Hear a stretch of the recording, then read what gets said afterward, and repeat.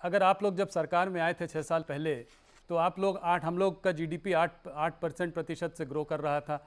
आज जो है आप किसी का भी आंकड़े ले लें, नोम्यूरा के ले लीजिए, गोल्डमैन सैक्स के ले लीजिए, अपने स्टेट बैंक ऑफ इंडिया का भी ले लें, तो सब कह रहे हैं कि -5% जीडीपी जो है साल भर में देखने को मिलेगा। तो ये इसको हम कैसे संभालेंगे? जो महामारी का जो इकोनॉमी पर इतना बड़ा झटका है, इसको हम कैसे संभालेंगे? देखिए राहुल जी, मैं आपको एक अलग दृष्टि से एक सवाल पूछना चाहता हूं। दुनिया में आप ऐसा कोई देश निकाल सकते हैं जिसके अर्थतंत्र पर असर नहीं पड़ेगी? ये वैश्विक महामारी है, दुनिया भर के अर्थतंत्र पर असर पड़ने वाली है, भारत के अर्थतंत्र पर भी असर पड़ेगी। तो क्या करें हम? रोना रोए इसका या इसके खिलाफ लड़े? मोदी जी ने इसके खिलाफ लड़ने का फैसला किया है और हिम्मत के साथ देश की जनता का आह्वान किया है कि अर्थतंत्र को भी हम गति देंगे।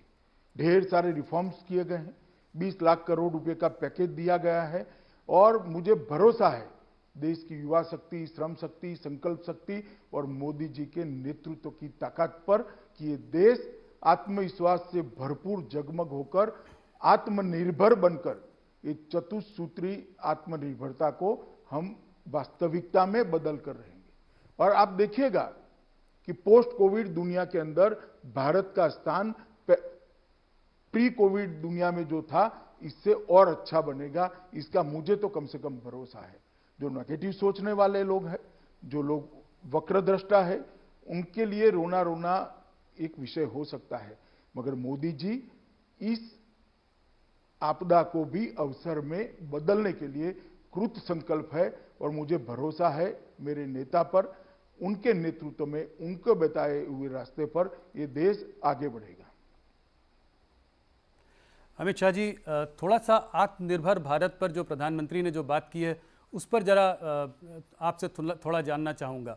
जो बात हो रही है वोकल फॉर लोकल, तो इसको आप कैसे समझाएंगे हमारे दर्शकों को?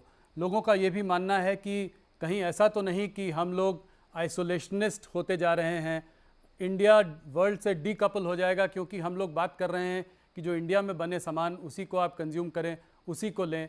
और कहीं जो हमने 1991 में एक लिबरलाइजेशन की पॉलिसी चालू की थी जिससे इंडिया को हम देश के संग जोड़ना चाह रहे थे, ग्लोबलाइजेशन की एक बात थी, कहीं इससे हम पीछे तो नहीं जा रहे हैं? इसको आप कैसे समझाएंगे? देखिए, जरा भी पीछे नहीं जाएंगे। 130 करोड़ की आबादी हमारी शक्ति है, क्या हमारे अर्थतंत्र को मजबूत करने के लिए इसका उपयोग नहीं करना चाहिए? मैं तो अपील करना चाहता हूं हर भारतीय को कि एक निश्चय कर लीजिए कि हर भारतीय भारत में बनी हुई चीजों का ही उपयोग करेगा। कहीं पर भी इससे भारत में निवेश कम होने की संभावना नहीं है, निवेश बढ़ेगा और ये हमारा अधिकार है भी।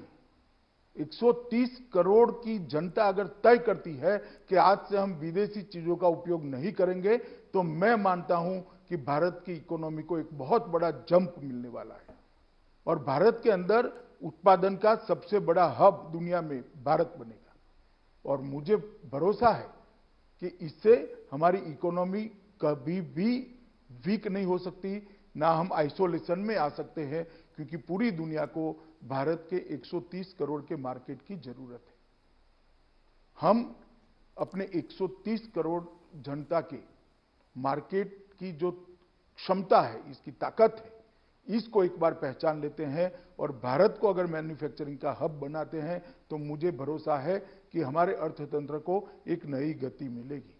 देखिए, निराशा से जीने वाले लोगों के लिए कभी रास्ते नहीं मिलते हैं। आशा से, मेहनत से और रणनीति बनाकर जो लोग अपना रास्ता प्रशस्त करते हैं, ईश्वर भी उनके साथ रहता है, दुनिया भी उनके साथ रहती है।